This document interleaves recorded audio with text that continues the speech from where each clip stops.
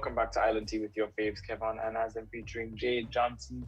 And it's time to jump into Eat Local with the man himself, Dwyer Astaphan. Welcome and good morning. Thank you, and good morning to you as well.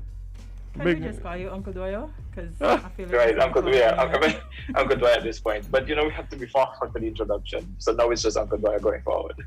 Great. Yeah, big friend of the show, if I'm allowed to say that. Definitely continually gives us support, in what we're doing here, and really appreciate you doing that, and also taking the time to just come and hang out with us this morning. My pleasure. All right, well, the thing about it, we're speaking to, there's so many directions where we could go, because he's been involved in so many things and has displayed passion in so many areas.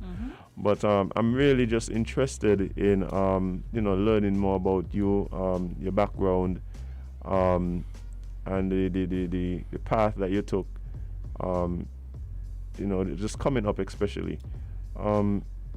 Where does this journey of Dwyer Astaphan, where does that start?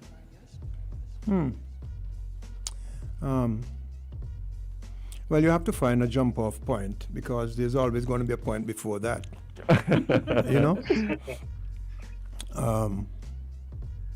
When my grandparents migrated to these islands about 120 years ago. Oh, yeah, I remember that, Yeah. Not because you have the beard means you look old. You don't look old. They came over at a time when, in their early days, the British were at war in World War I, and they came from a part of the world that was under the rule of the opponents of the British, so that my grandparents, and most of them lived in the Shea Lane Alley, Liverpool Row part of Bastia. Most were Lebanese. There's a talk that there were Syrians that actually were not Syrians. And so during the war, First World War, the British government issued an order prohibiting them to travel from one point to the other in St. Kitts or between St. Kitts and Nevis unless they got special passes, because they had come from countries. My mother's father was of Palestinian connection. So they came here, poor people, peasants, young, not knowing where they were going, but knowing they had to get away from what they were living, right, which was becoming an increasing hell for people of Arab background. Seeking a better life. They came seeking a better life. Given, at the time, the increasingly visible, invasive approach of the Zionist movement to create a Jewish state, even back towards the end of the 19th century. So that's when they came, and they worked as merchants, went around the island selling on bicycles. In those days, you couldn't go around the island in a few hours. So when you went, you had to overnight at places, built up relationships with what you would call ordinary folks. My grandfather in particular, on his trips to Nevis, he would stay at the home of the grandmother of a man called Willie Doe, who is one of the most outstanding citizens of this country alive. Right. And so that's how they built the relationships, and they built up a good business and they were well integrated in the community. So that really is my entrance, if you will, to the country. My parents themselves were merchants. My mother wanted to be a doctor. Her parents told her, you can't be a doctor because you're a girl. And so she said, well, all right, I'm going to make sure that what I can get, my children will get. So she proceeded to get as many children as she could. She had 13 pregnancies, 2 miscarriages. One child died at the age of 11 months. And she raised the rest of us, plus 2 grandchildren, making tremendous sacrifice to ensure that we were able to get what she had been denied. And so while we were financially better off than the average person, we were because 99% of their customers were sugarcane workers, so-called ordinary people. Our connection to and appreciation of the ordinary man and woman, and I don't even like to describe people as ordinary, because I find the so-called ordinary man has to perform extraordinarily to survive. Right. Yes, so, and then our connection to Mr. Bradshaw, particularly. My grandfather, for example, had offered a young Robert Bradshaw a scholarship to go and study law. And Mr. Bradshaw said, no, you're going to stay and do the trade union. But we were close, and I personally was very much influenced by Mr. Bradshaw. He's very close to us, all of us, especially to a few of the children. He was married to my aunt. So he used to bring books for me from all over the world. He used to sit me down and share his experiences. And I feel that he groomed me for public service. And one of the things he taught me, not that I needed much help in that, Azem and Jade and the guy over there in the distance, Kevon. Not that he needed to give me much encouragement in it, but I remember one day he was speaking to me, and I was in awe of him because he was such a knowledgeable and multidimensional man. He was speaking to me for about 10 minutes, and I wasn't saying anything, and he stopped, and he said, boy, what's wrong with you? I said, what do you mean, Uncle Robert? He said, you're not going to challenge me, you're not going to ask me any questions, you're just going to swallow everything I tell you. Challenge people, don't be rude, but ask questions. And that reinforced what was already innate in me. And I got that very much also from my mother, who asked questions. Well, we were raised, as I said, we had a shop. We had to work in the shop on weekends and holidays. We had to go to the warehouse to head flour and all the kind of things like that. We had to go around the island in my father's van to sell to the little shops. We played sport. I played premiership football and cricket at the age of 14. I made a cricket island selection at the age of 15. Gym, jump off, steamers, go mountain. In those days, you could really say you were an island boy. Right.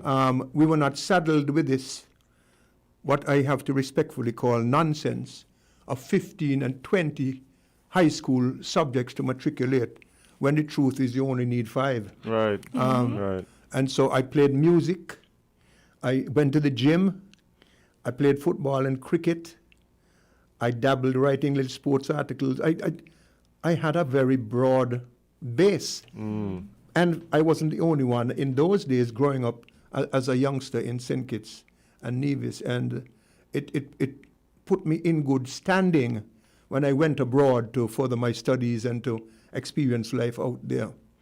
Right. Yeah, it was really good. And so you believe that the environment that you were able to grow up in, and having this exposure to so many different aspects of life and different sets of people from all over the island, that obviously played a huge role in shaping who you would eventually become. Yeah. How do you believe that in particular, that wide exposure played into your life as a public servant? Well, one of the things, and let me just interject this, that I learned from my father very early. He told me once, you're not better than anybody, and nobody is better than you. Somebody might be taller or shorter, fatter or slimmer, smarter or not as smart, but in the eyes of God and humanity, you're not better and you're not worse. We're all sinners. And that meant a lot to me. That helped me with my confidence, because sometimes, and I was most of the time the youngest person in my classroom. I did my 5th form's matriculation at the age of 14. And it helped me with my confidence, being in a situation with older persons, in terms of my, not just my intellectual academic ability, but also my sporting ability and my personal confidence. So those were very helpful. And those were also very helpful for me in my political career. And one of the things that I am most motivated by and mobilized by is when I'm told that I can't do something. I played music, I managed bands. I took a band to Jamaica in 1969, the Silver Rhythm Combo. The first band of this country that ever cut an album was that band under my management. When I went off to study, my mother managed the band. She was like the mommy for the band. She controlled the money and everything. You know how that goes, Azem. And so we were involved in a lot of things, really were involved. And going into politics was not, even though I was pitted against the standing prime minister of the country, I was never fazed, never diffident, never afraid, always, as I said, mobilized by, in fact, one day I asked myself, why is it that I'm being attacked so much by the opposition? They say I can't win, but why are they giving me so much attention? Right. Then I figured, well, I think I might have been upsetting them a little bit. So I use that. I tend to use negatives and put a vertical line on it and turn it into a positive. And I did that a lot in politics, in my public service. But people told me we couldn't do a music festival. I said, okay, well, let's wait and see. There are a lot of things we had planned, and this would be up your alley particularly, in terms of setting up St. Kitts and Nevis as a global center for the entertainment industry. We had our plans, and I can go into that maybe at another occasion if we don't have time today, which would have put us in a pretty strong position today in terms of being a locale, not just for music festivals, that was part of it, to help raise the profile, to build connections between people in the industry abroad and here, to get our artists out there, because, again, when I was Minister of Tourism, we used to take artists out into the world. New Vibes, go to music festivals in France, take models, take Maka Jumbi. This young fella, Banker, who is one of our master I call him the master god. Okay. Banker, we took Banker to England to be part of a string band. I think it was 1996. And he learned from an old man named Mr. Elliott how to play the little instruments and so forth. So we included people, and we got more people as part of the team, and that energized us, you know. So if you could back up just a bit, because it's always interesting to me. Like, okay, I'll put it this way. For me, I look at politics as almost a necessary evil, and this is a personal thing. It's just I don't know what inspires people, because I don't know what it would take to inspire me to get involved in that particular field. You said that you felt that the late Robert Bradshaw would have almost molded you coming up. At what point did you know that this was a direction that you were going to go in, in politics? Or was it something that just you just kind of happened to fall into? Like, how did that happen? I was always a supporter of the labor movement. Always a supporter of the labor movement. I believe in the philosophy. The philosophy is not anti-employer. It is not anti-wealth.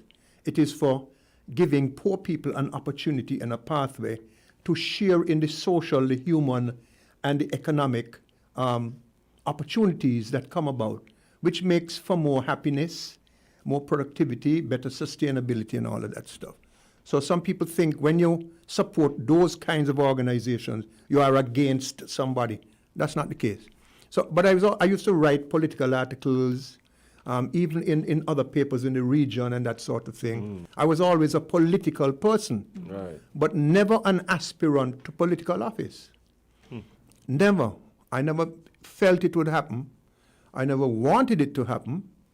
And so in 1992, when Dr. Douglas, the then leader of the Labour Party, came to my office and asked me to consider being the Labour Party candidate for the next election, I said, Doc, I think they sent you to the wrong brother. My brother Jamie, who's a doctor, his office is down on Church Street. He said, why do you say that? I said, well, I am not a politician. He said, why you say you're not a politician? I said, because I don't believe in BS. I am a straight shooter. I tell you like it is. He said, that's why we want you. I said, it's okay, no thanks. I'll help the party, but no thanks. So initially you turned down the offer? Initially? About 3 times. Wow. Because I, honest to God, if you take being a politician and a representative seriously, it takes a lot out of you, as in Sure. you're committed. And when I am in something, I am in it. If I'm in a relationship, well, those are my younger days. I sowed my wild oats very early. Congratulations. I became mature and respectful and responsible for relationships early in life. So if I'm in a relationship with a woman, I'm in a relationship with her. I'm not up and down the place like a, Like no, Like Azem. no, Like because Azem. Okay. I wouldn't like her to do it to me. And it mongrelizes and debases and degrades the relationship and the humanity which is shared by the two people in the relationship. I'm having a senior moment here. No, so you were now being courted. Okay, so I told him no. He said, go pray on it.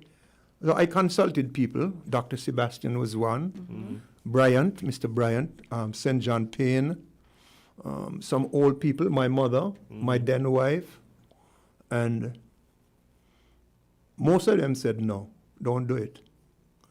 And then I had a meeting with Limo, and Limo said, boy, this is not for you to decide, you know. Your party and your country are calling you now. You're born here. This country has fed you. This country has given you what you have. It is asking you now to serve. And I bought into what he had told me. I don't know if they had told him to tell me that. You never know. But it worked. Right. So then I told Dr. Douglas, okay, I would run. And so the decision was taken in October, November 1992 that I would accept the candidacy to compete the seat against Dr. Simmons. Okay, Wow. wow. Who was then the sitting prime minister? Right. Wow. And how was that experience for you, just jumping into the political ring in that aspect? Like, what was that whole process like and journey like? Very, very educational. In politics, you see the best of people and you see the worst of people. You see the greed on steroids and you see the need that make you cry. And you wonder why we can't fix both. What is stopping us from fixing both? Because we can. Once you have the will, you know the story of Jesus with the 2 fish and the 5 bread. You could make things stretch to give people some sustenance and some hope. And that is how I anchored my approach. I didn't go with any kind of theoretical game plan. I put myself before the people and I said, look me in the eyes, ask me anything you want to ask me. I will tell you what I have in mind if you elect me. And essentially I made 2 promises to the people. 1, I would work hard, and 2, I would be fair and honest. And I kept my promises. I was motivated by the attacks, personal attacks that were directed at me and my family. I was motivated by them. So that showed me that I had a strength that I had not known of before, not having had the experience. Right. Although in the 80s, I had experienced a couple of death threats in the country because of some criminals who were doing business in St. Kitts, and I'd brought from Canada.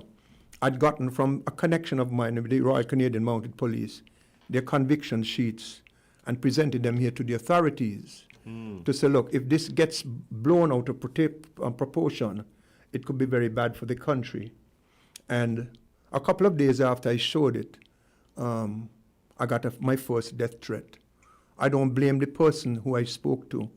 but he had to tell somebody, Right. and somebody must have told somebody and so forth. So it was. I really thought the death threat was during the time you were sowing your wild oats, but I'm glad to hear it wasn't that. Well, that was a death threat in itself because I overdid it many times. Indeed. And thank God in those days they didn't have these pills that you young guys use and these high-powered drinks and so. Oh dear. Or You maybe I put would have Azem on gone. the spot now, man. No, I'm generalizing. Jade. Generalizing. I'm not That is in your pointing. cabinet. I'm not pointing. These are the real things, Jade. Yeah, And yeah. so it was a tremendous learning and inspiring experience, and it only reinforced my commitment to serve and to do my best. And for all the years I was in public office, as you would well imagine, a lot of people would come to ask for assistance, and I never asked anybody who they voted for. I remember helping a lady who had breast cancer, and the cancer was brought into remission. And the very next election, she shook a palm shirt in my face.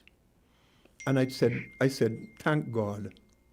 I didn't know, I had never known or could never have predicted that I would react that way. But I felt so calm and cool within my soul to know that the Lord had put me in a position where I could help her. And I did.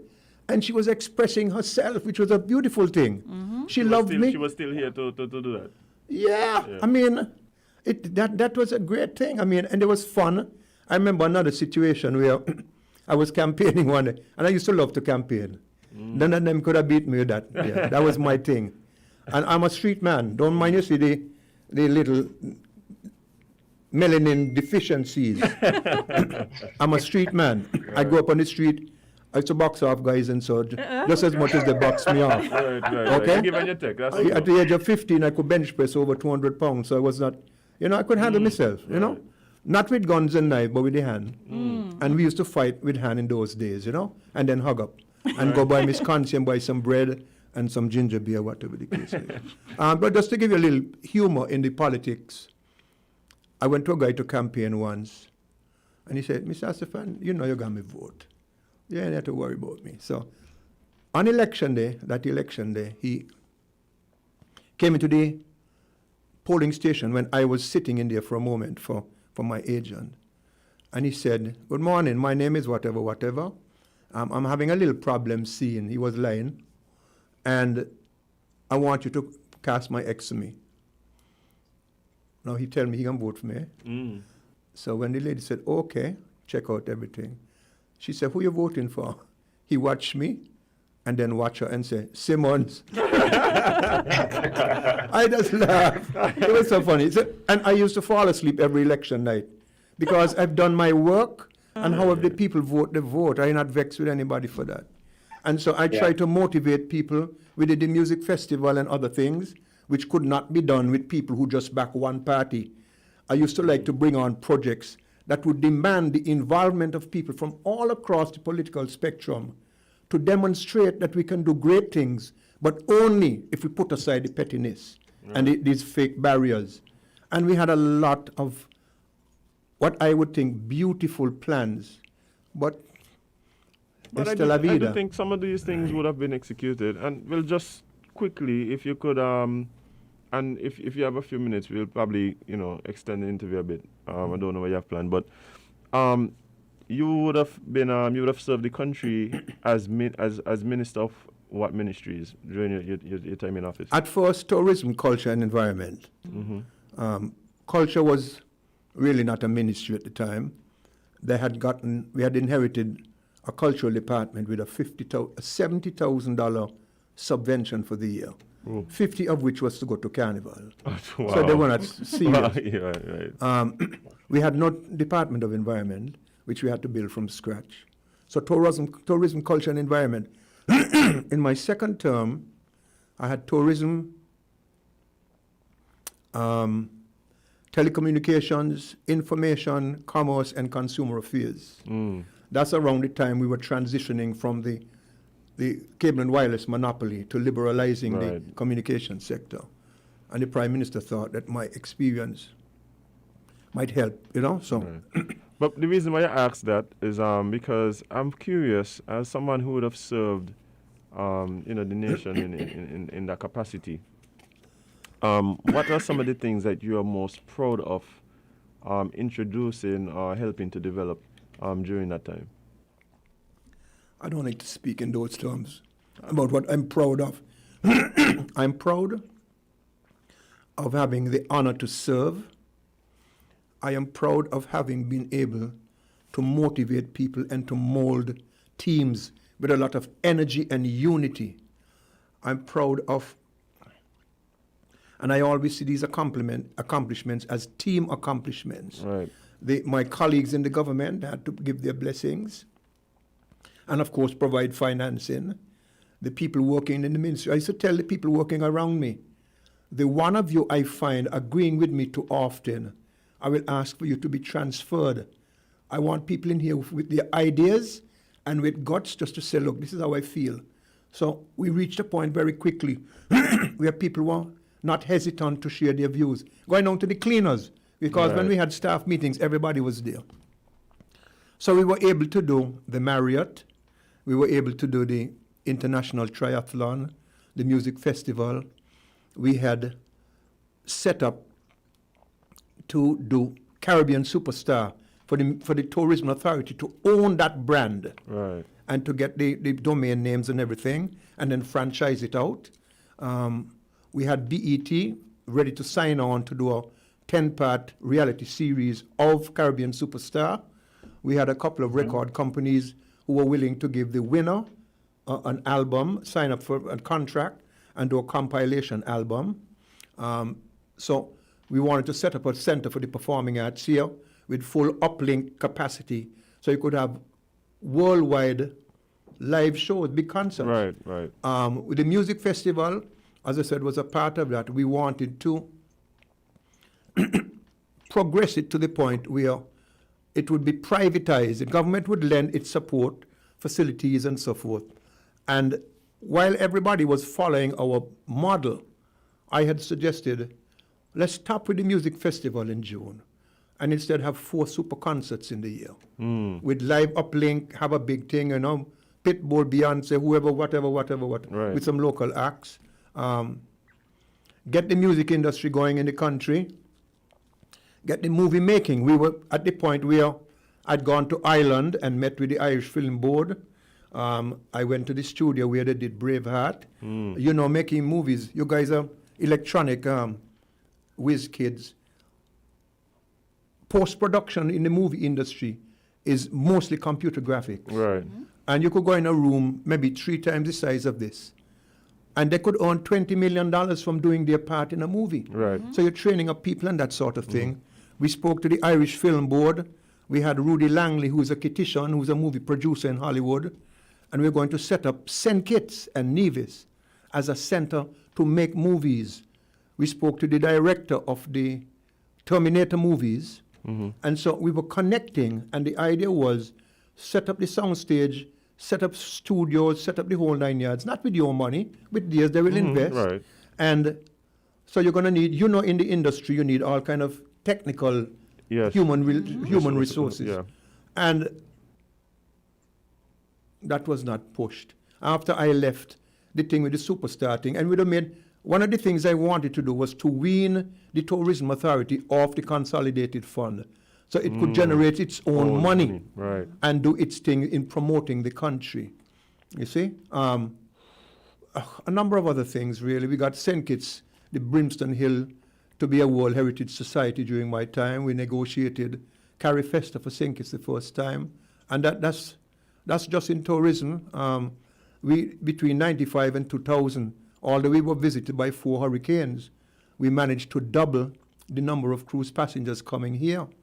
When the pier here was damaged for the second time in 1999, we eventually got to persuade them that the configuration of the piers was wrong. And we played a serious role in that pier being built and built how it was. And it was big enough to take anything that floated. And between that and the scenic railway particularly, we became one of the major attractions and other tours for the cruise industry. So we tried to do an Agritour program in which you could use the tourism industry to pull more agricultural product into the market and agro-processing. That had a start, but we ran into some stumbling block. So the idea was to use tourism to integrate it into and to pull the other areas of industry and the economy together and up. And there are a number of other things. Time is short, you know. Yeah, I mean, and I'm happy that you know, that the stuff that you would have pioneered and you and your team and the people working under you were able to achieve. And now we even hear some of these ideas coming back now, which really proves to the speaks to the forward thinking of you and your teams at the time.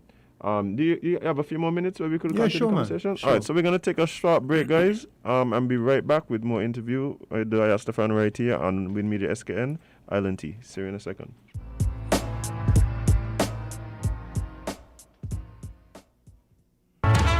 Horsford's Value Mart IGA is helping you spend less and save more. How, you ask? Essential Everyday and Equiline. Spend less on our Essential Everyday products and get the best quality, the best taste, and the best value. Spend less for all your family health and beauty needs with the Equiline brand of over-the-counter products. Horsford's Value Mart IGA is helping you spend less.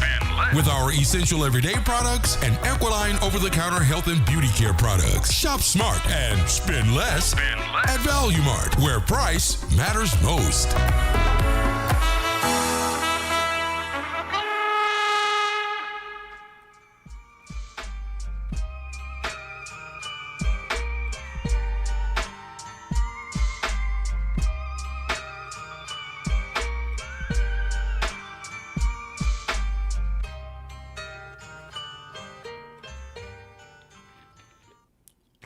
All right, welcome back to Island T, and we're here still speaking to Uncle Dwyer about Uncle Dwyer. Yes.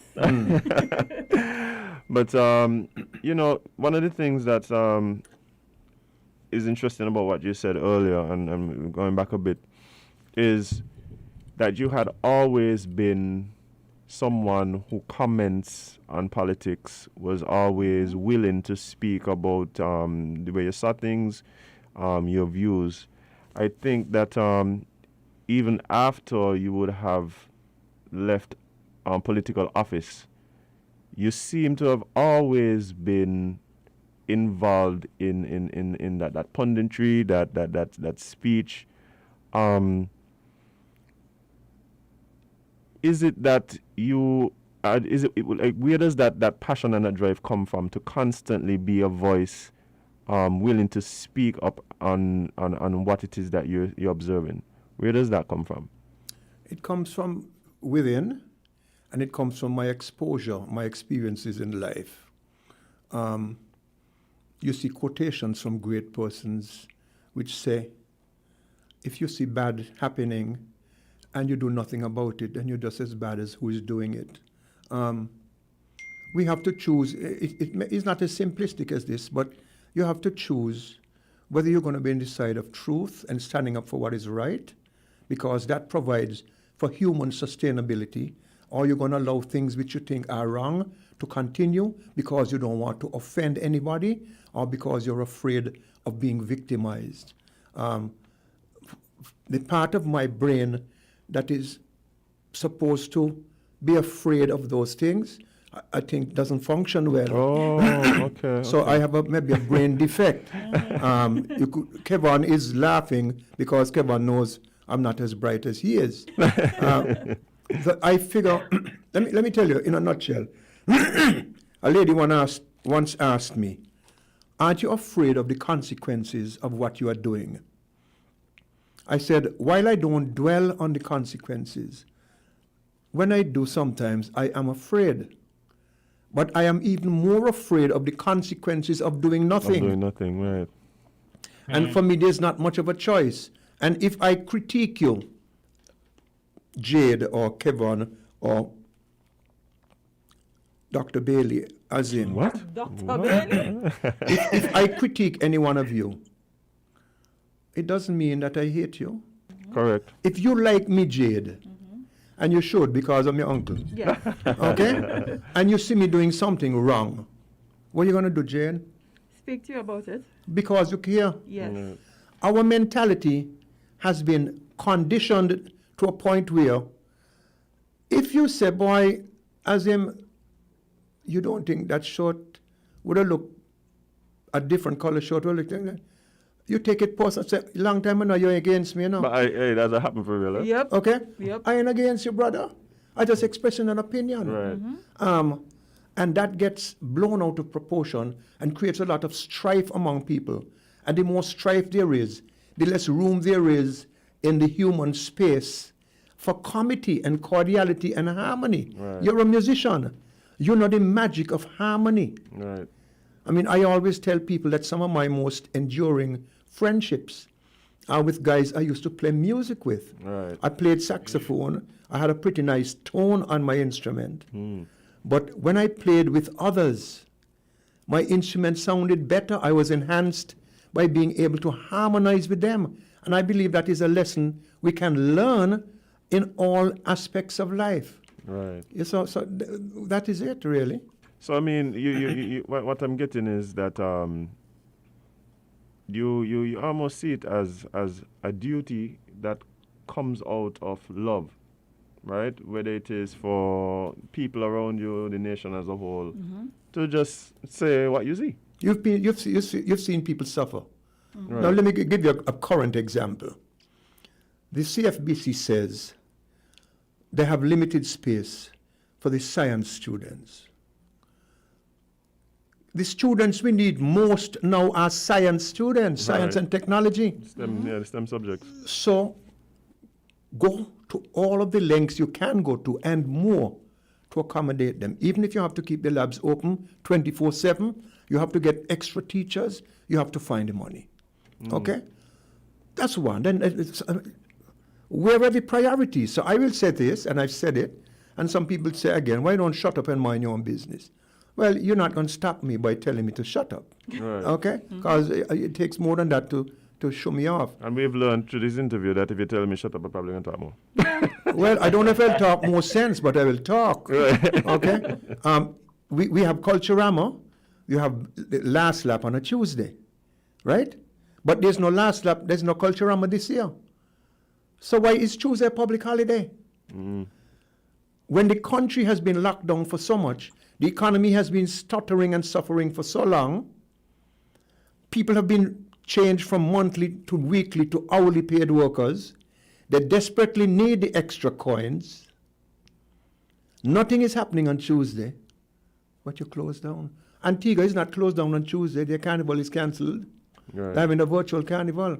So things like that, when you express your views, people who support the establishment, the incumbents, believe you're against and you're trying to chip away and so forth. I am not in love with any one of them. I'm a citizen who will call it and always open and willing to be corrected. Right. Because I prefer to be correct and not